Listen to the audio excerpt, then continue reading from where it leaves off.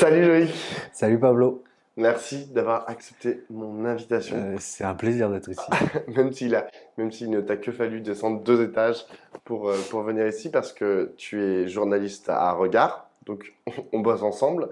Mais si je t'ai invité, c'est parce que tu as coordonné un livre qui sort aux éditions Arcane 17, ça sort aujourd'hui. Et ça s'appelle Jérusalem 2048. En gros, c'est un recueil de fiction sur ce que pourrait être Jérusalem en 2048 pour donc les 100 ans de la création de l'État d'Israël qui a donc eu lieu en 1948. Donc il y a plein d'auteurs qui ont participé à cet ouvrage. C'est Dominique Vidal, André Rosweg, Anne Tuaillon, Thomas Vescovi, Denis Charbit, pas mal de gens qu'on a aussi déjà invités dans les Midnal. Ma première question, elle est toute simple, c'est pourquoi est-ce que, pourquoi est-ce que tout d'un coup, tu t'es dit, avec Marie-Pierre Vieux, la directrice des éditions Arcane 17, pourquoi tu t'es dit, tiens, on va écrire un livre sur ce que pourrait être Jérusalem en 2048? Alors, le processus commence en 2019-2020, juste avant le Covid. À ce moment-là, Donald Trump est encore président des États-Unis et il est en Israël et il présente son plan pour la paix. Donc, c'est son projet à lui pour l'avenir de la région. Et il y a une carte. Et sur cette carte, on voit très clairement que les frontières évoluent encore et Israël prend encore plus d'espace et la Palestine, elle, euh, diminue, perd du territoire. Moi, je suis pas du tout un expert de la question israélo-palestinienne. C'est pas mon sujet, mais j'ai une affinité étant journaliste de gauche. Et en voyant ça, je me dis tout simplement, bon, j'ai vu plein de fois ces cartes où on voit la région depuis la naissance d'Israël et où on voit l'évolution et on voit que la Palestine disparaît petit à petit. Et là, on va un peu plus loin et je me suis dit, bon, bah, il y a un moment, en fait, il y aura plus Gaza, il y aura plus la Cisjordanie, il y aura plus Jérusalem coupée en deux, il y aura juste Israël. Et bon, soit, et on fait quoi à partir de là? Bon, comme j'avais pas de réponse à cette question, je suis allé voir tous les participants à cet ouvrage en leur posant simplement cette question. On va se projeter dans l'avenir. J'ai pris 2048 comme date clé parce que c'est censé être le centenaire d'Israël. On est le jour du centenaire, 6 centenaires il y a. Vous êtes à Jérusalem, racontez-moi ce que vous voyez. Racontez-moi une journée dans cet endroit du monde, dans le futur. Et là, tout le monde s'est prêté au jeu assez facilement et la plupart de mes interlocuteurs sont des militants ou des gens qui sont vraiment passionnés et qui luttent pour les droits des Palestiniens. Et pour une fois, on leur demandait pas leur avis sur la situation actuellement ou sur le passé, mais on leur demandait d'imaginer une solution et pas genre pas la question classique. Vous êtes pour un ou deux États. Non, là c'était vraiment carte blanche. Donc tout le monde s'est prêté au jeu assez facilement et, et ça donne ce livre. Dans la dizaine de textes, même un peu plus, une quinzaine de textes qui est proposé, est-ce que les avenirs sont plutôt radieux, c'est-à-dire optimistes, ou est-ce que au contraire, à chaque fois, c'est la catastrophe, la prolongation de la guerre C'était vraiment le truc qui me faisait peur au moment de démarrer ce projet, c'est que tout le monde raconte la même histoire, à savoir Israël a gagné, c'est un État totalitaire, les Palestiniens sont obligés de fuir ou sont parqués dans des camps et tout ça, et ça n'a pas été, franchement, voire presque pas du tout le cas. La plupart des auteurs ont été optimistes, ils ont vu un futur. Alors il y a plusieurs visions du monde qui entrent en jeu, c'est-à-dire il y a ceux qui voient le fait qu'il y ait deux États encore, Israël et la Palestine, mais deux États qui cohabitent, qui coexistent, avec Jérusalem comme capitale commune, où tout le monde s'entend bien et on vit pas, c'est pas un apartheid avec chacun de son côté. Il y a cette vision-là. Il y a la vision où Israël a perdu et donc il y a quasiment plus d'Israéliens, voire plus de Juifs là-bas. Il reste que les ultra-orthodoxes, ceux qui pensent qu'il ne faut pas coloniser cette région aujourd'hui, qui restent encore dans des petites cabanes. Et en gros, les Palestiniens ont repris leurs terres et vivent vivent en harmonie. Il y a, euh, il y a ceux qui pensent qu'il n'y a plus qu'un seul État, qui s'appellerait Israël-Palestine, Palestine-Israël ou d'autres trucs comme ça, où tout le monde vivrait. En fait, ce serait pas un État juif, ni un État arabe, ni un État musulman, ni un État de confession ou d'origine quelconque. Ce serait juste un État parmi d'autres dans lequel tous ceux qui y sont actuellement vivent et où la démocratie l'emporte et le droit l'emporte. Donc les gens étaient assez optimistes. Il y en a quelques-uns qui sont totalement pessimistes, hein, faut pas le cacher, mais ils ont été plutôt. Comment est-ce que tu as choisi les auteurs? Et surtout, qui a répondu oui? T'as dit ouais, pratiquement tous les gens que je suis allé voir, ils ont répondu oui. Est-ce que c'était vraiment le cas? Est-ce qu'il y a des gens qui t'ont dit non, non, moi je préfère pas répondre en fait à cette question en 2048, ça me fait peur en fait de répondre à cette question. Non, personne m'a répondu ça. Personne n'a eu peur de se Bon. projeter. Je suis allé voir d'abord les gens qu'on connaissait nous, parce que soit ils étaient déjà venus à Regard, ou ils sont, on est proche d'eux d'une certaine façon.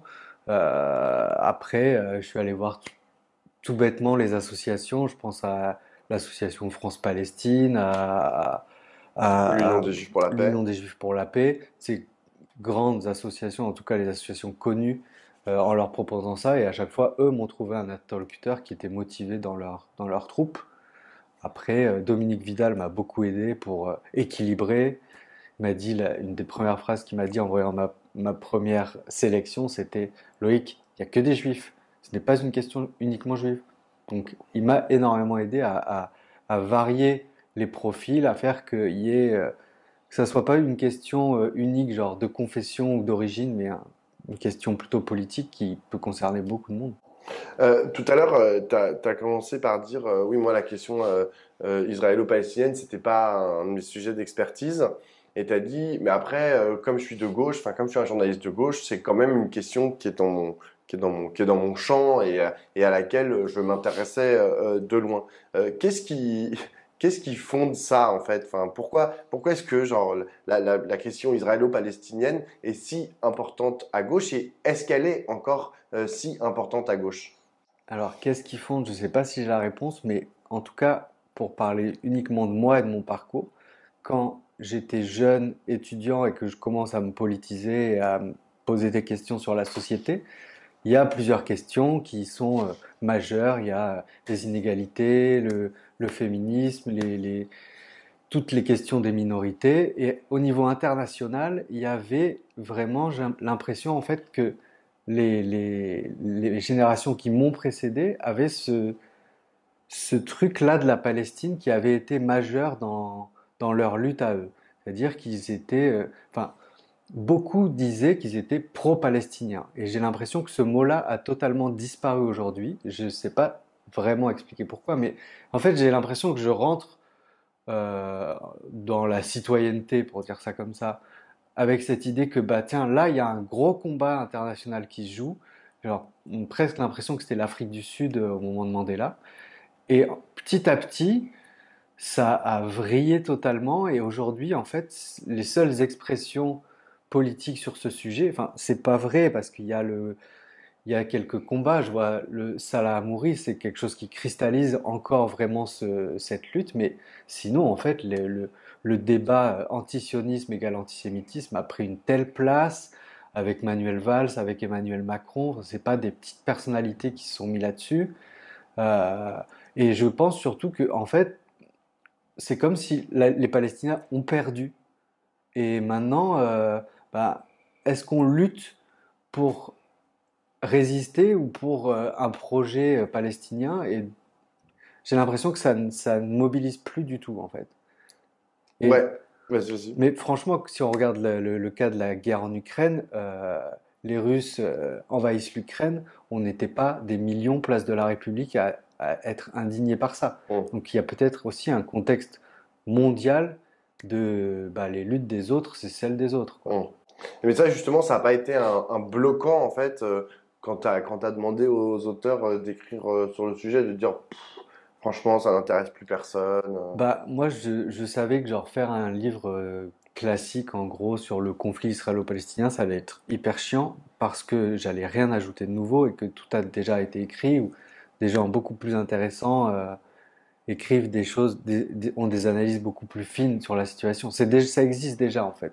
Moi, ce qui m'intéressait, c'était de faire de la fiction pour pouvoir se projeter en fait. Arrêter de se demander qu'est-ce qu'on peut faire là cette année pour les Palestiniens, pour Israël, pour la Palestine, pour cette région. Comment on gère le problème actuellement, ça, il y a déjà ce qu'il faut. Mm. L'idée de se projeter en 2048, ça permettait d'éviter de trop réfléchir à aujourd'hui. Tu dirais que c'est un livre militant? Je pense qu'à partir du moment où tu fais un livre sur Israël et la Palestine, c'est militant. Il n'y a pas franchement de neutralité dans cette histoire, hein. Qu'est-ce qu'on fêtera exactement en 2048? Alors, 2048, donc c'est censé être l'année du centenaire. Israël est créé en 1948, donc on est censé fêter le centenaire d'Israël. Là, était assez intéressant et que je raconte dans mon introduction du livre, c'est moi, tout bêtement, je pensais que c'était le 14 mai, parce que c'est le 14 mai 48 qu'a été créé Israël. Donc, j'ai commencé à dire ça à mes interlocuteurs. Vous êtes le 14 mai 2048, écrivez. Et il y en a un qui m'a dit, mais c'est pas possible parce que bah, en Israël, on n'utilise pas le calendrier grégorien. Donc, ça sera pas le 14 mai, mais alors attends, juste que je check les dates parce qu'il y en a beaucoup. Il me disait, si on prend le calendrier hébraïque, bah, ça devrait être le 18 avril. Donc je dis, ok, 18 avril, j'en parle à une amie à moi, une collègue qui vit à Tel Aviv, et elle me dit, bah non, impossible que ça soit le 18 avril parce que c'est un samedi, c'est Shabbat. Ok, donc là, je commence à réfléchir avec plusieurs interlocuteurs sur ça, et en fait, au bout d'un moment, je me suis dit, va à l'ambassade d'Israël en France et pose-leur la question. Au pire, ils répondent pas et au mieux, ça va être intéressant. Et mon interlocuteur là-bas a trouvé ça très drôle comme exercice. Et oui, en fait, ça Mais il peut a pas apporté être- une réponse il a claire? apporté une réponse très claire qui est le 20 avril, en ayant éliminé le 16 avril, le 18 avril et le 19 Et le avril. 14 mai? Et le 14 mai, ça c'était effacé d'entrée. Mm. C'est pas le bon calendrier. Mais c'était intéressant de voir que comme ça tombe un jour de Shabbat, ça peut pas être la veille en fait, parce que si c'est ça, il faut repousser au lendemain. Mais comme cette fête-là se prépare la veille au soir, il faut repousser de 2 jours. Donc on arrive à un lundi. Enfin bref, il y avait tout un cheminement assez original sur c'est quand finalement le centenaire d'Israël. Juste cette question-là était complexe. J'ai une dernière question, Loïc. Le territoire, on va dire, de la Palestine, on sait que genre, il génère beaucoup, notamment, enfin, de réalisateurs, de poètes. Enfin, il y a une culture en fait qui est très intense qui nous vient de Palestine. Là, toi, tu as aussi fait le choix de la fiction pour parler de la Palestine. Euh, Est-ce que c'est une question qui est un peu provocante, mais euh, est-ce qu'il n'y a pas que ça finalement pour résoudre le problème, tu vois? C'est-à-dire que, comme tu l'as dit au début, c'est compliqué aujourd'hui de parler de politique et on est là, un État, deux États, on s'arrache les cheveux, etc. Est-ce que genre l'avenir ou même le présent de la lutte se situe pas du côté de la poésie, de la fiction, de la création, de l'art? Moi, j'aimerais beaucoup hein, que ça soit le cas, que l'art en général ait plus d'impact dans nos vies. Ce qui domine enfin, en tout cas dans moi, ma consommation d'art, c'est la fiction et souvent elle est post-apocalyptique. Alors la science-fiction, je trouve, est très présente et l'avenir est Ah oui, c'est un pas. bouquin de science-fiction. Tu considères que c'est un bouquin de science-fiction? Ouais, moi je considère ça. Il y a une nouvelle qui est très science-fiction qui s'appelle Covid-48, euh, où là, genre, c'est un avenir où il y a les robots qui gèrent les hommes, quoi, surtout les Palestiniens. Mhm. Euh, je pense que l'art, en tout cas, doit impacter nos imaginaires et nous faire réfléchir sur nos vies, mais on en est très loin. Il suffit de regarder juste quand l'art se mêle un peu de politique et ce qui s'est passé au Festival de Cannes et le tollé que ça a suscité dans la classe dirigeante, c'est-à-dire qu'il n'y a pas de, c'est ces deux mondes qui ne se parlent pas, quoi. Mhm. Donc c'est plutôt à nous, citoyens Les journalistes. et journalistes, Mm. d'utiliser ces deux mondes et tous les autres pour créer quelque chose d'intéressant. Merci beaucoup Loïc. Je donne rendez-vous à tout le monde ce soir à 19h au lieu-dit où tu fais avec quelques-uns des auteurs qui seront présents un lancement de l'ouvrage, donc Jérusalem 2048 aux éditions Arcane 17. Merci Pablo. Ciao, ciao.